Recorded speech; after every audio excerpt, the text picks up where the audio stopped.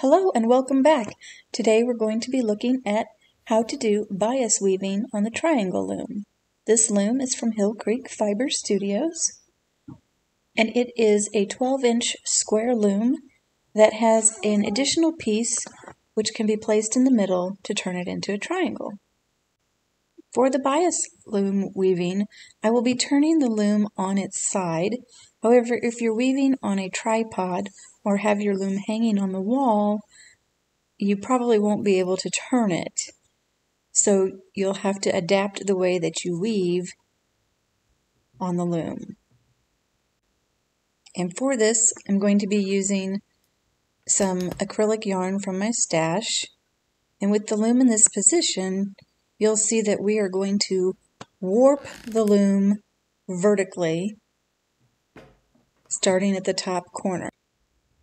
Again, you can see here I've chosen a pink acrylic yarn from my stash, and we're going to be starting on the left leg that you see here in the top corner, and you'll want to leave a tail that's long enough to weave at the end of your project that will lock in that edge on the left side.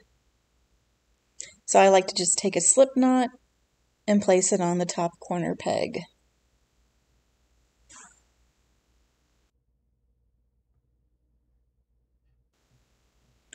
And now I'm going to warp the loom. I'm going to use every peg.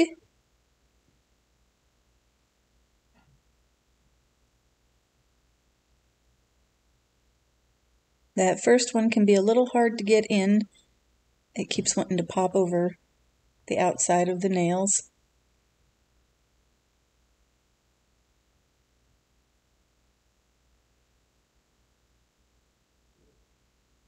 And just go all the way up to the top and around the second peg.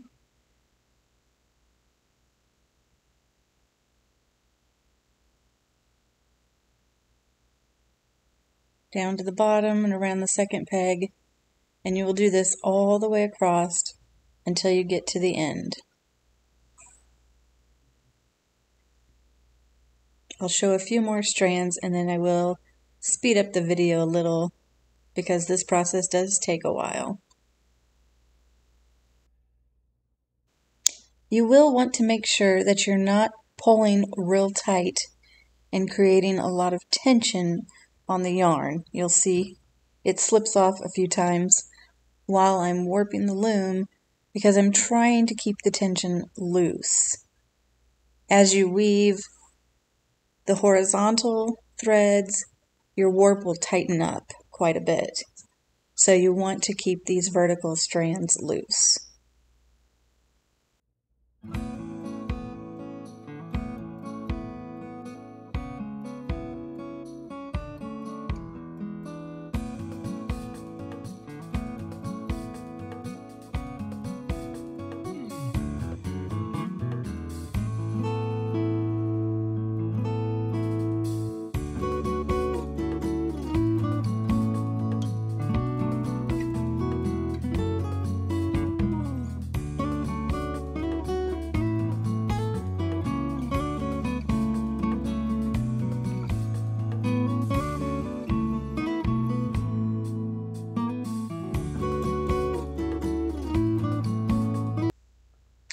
Now that we're close to the corner again, I've slowed the video down so you can see it gets a little difficult to warp as you get close to the corner.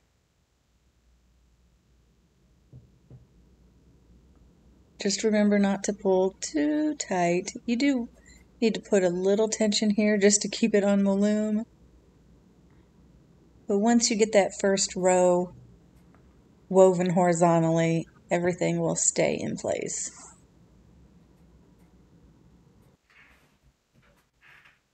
All right, now that we're at the end, we are ready to weave that first horizontal row. You can see the warp fell off a little bit, so I'm placing it back on the nail. And I'm going to use a very small crochet hook to begin with.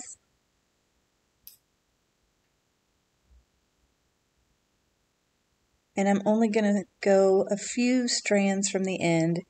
I'm just going to randomly choose over, under, over, under, over, under, until I get to the end.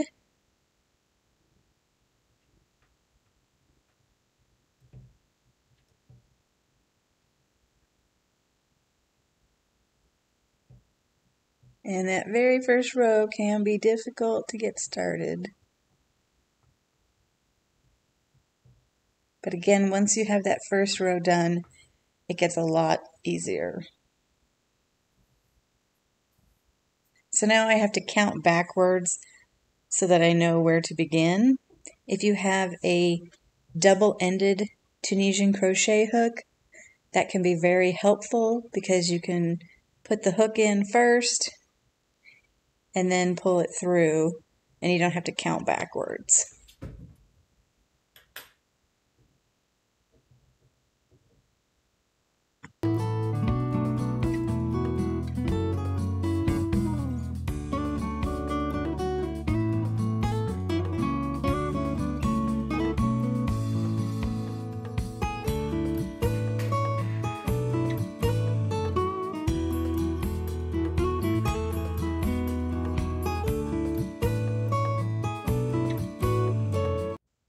Here you can see I am using the double-sided Tunisian crochet hook to make this process a little easier.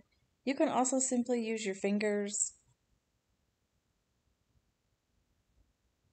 or whatever you have that works.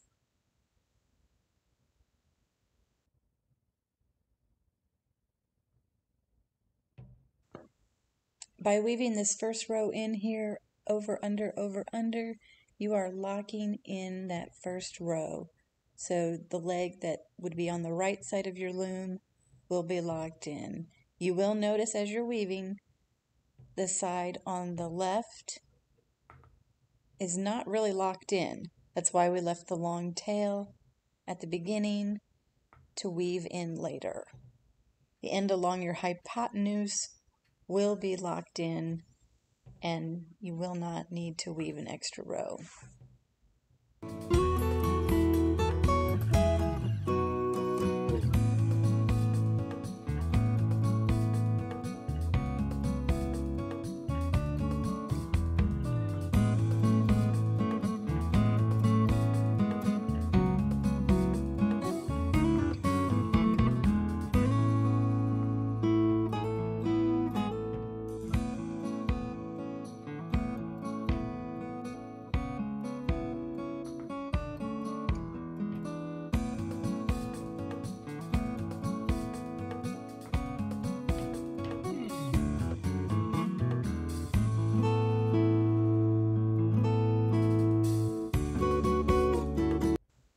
Now you can see why that double-ended hook comes in handy, unless you pull too fast and it falls off. So we'll try that again here. Just make sure you don't lose your pattern over, under, one thread each time.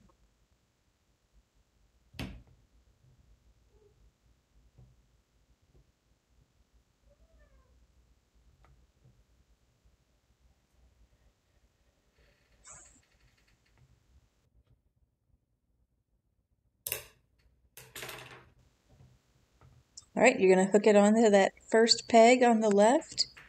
And if you have a comb or a weaving comb or a pick, something that you can use to beat that in,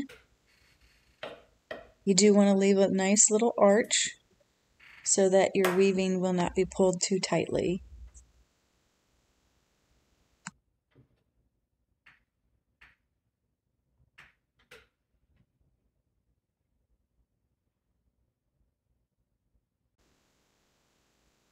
Now our working yarn is still on the right side, and now that we have that first row woven in, it's a lot easier to see which threads you need to pick up in order to follow your pattern.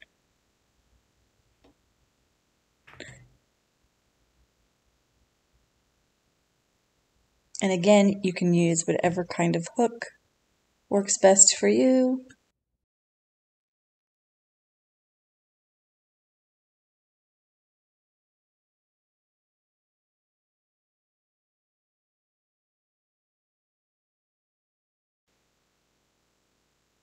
This process for the horizontal threads is the same all the way to the top. I'll weave a few more rows and then speed up the video.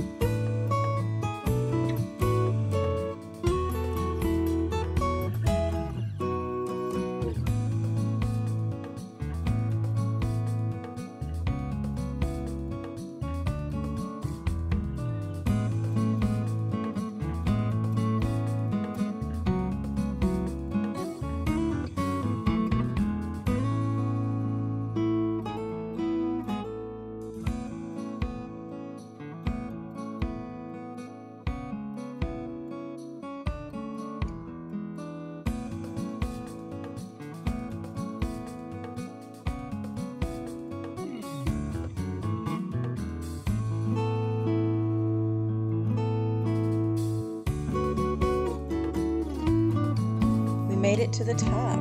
We've woven the entire triangle. Be sure to leave yourself a long enough tail for weaving in the ends. I'm going to start by weaving in that very first tail we left at the beginning, down the left side of the loom. And you're just going to go over, under, like you've been doing all along.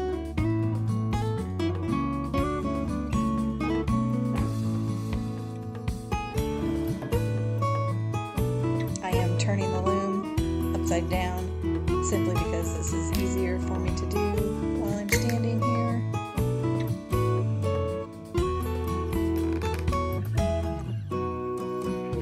I tried to zoom in a little. I don't know if you can see it very well. Let me see if I can zoom in a little more. Here you can see I'm just pushing that first row over a little so I have room to weave in my tail. And again, this tail will go all the way to the other corner.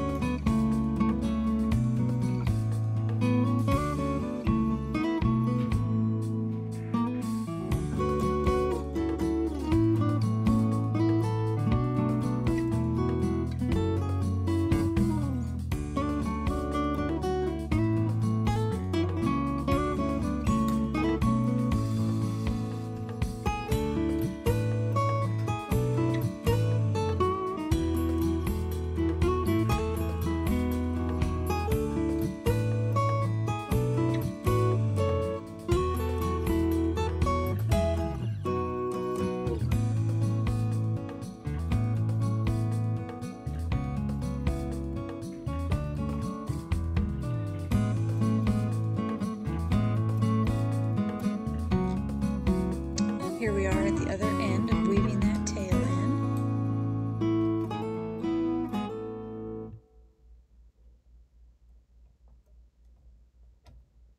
And it is a lot easier to do this while it is still on the loom than if you were to take it off.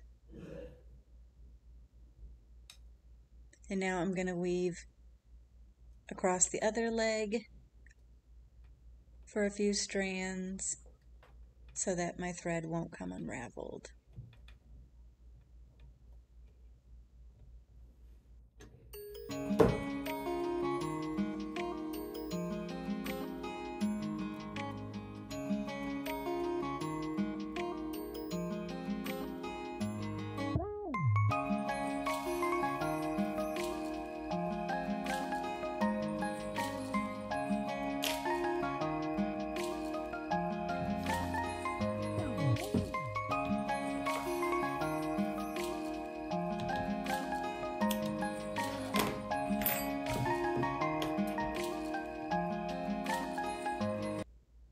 And you'll do the same thing with the other tail.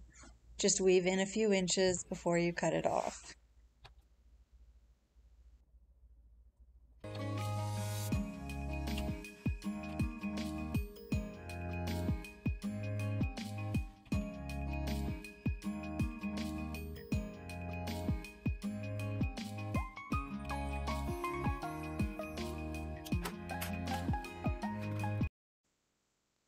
Now that the weaving is finished, you could add a fringe if you so desire, and we're ready to take this off the loom. I begin by removing a few hooks with my tapestry needle or with a crochet hook until you have enough that you can grab onto. Sometimes it can be a little difficult to remove the weaving from these nails.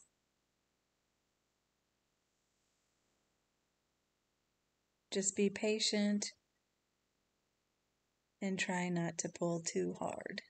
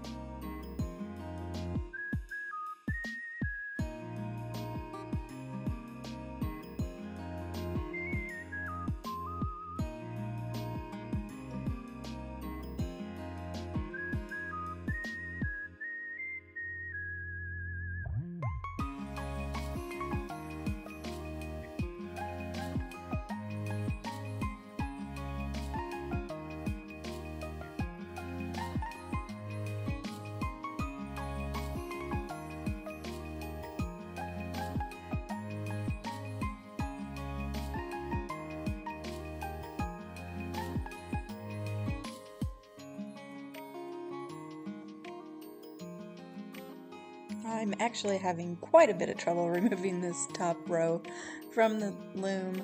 If you experience this much trouble, please do not pull.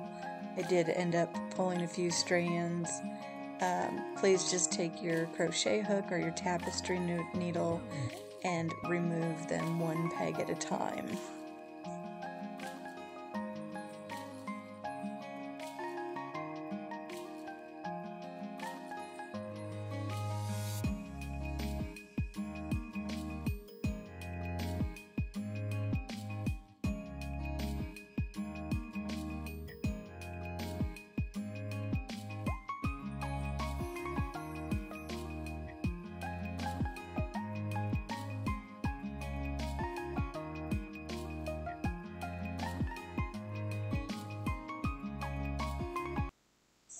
Okay, now that I've finally gotten it off the loom, you can see the finished triangle here.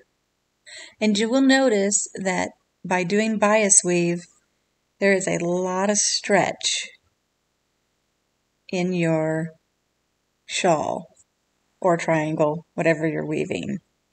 This will create a nice, naturally rolled edge when someone wears the shawl, when it's on a much larger scale. My 5-foot shawls have a real nice rolled collar to them that I like.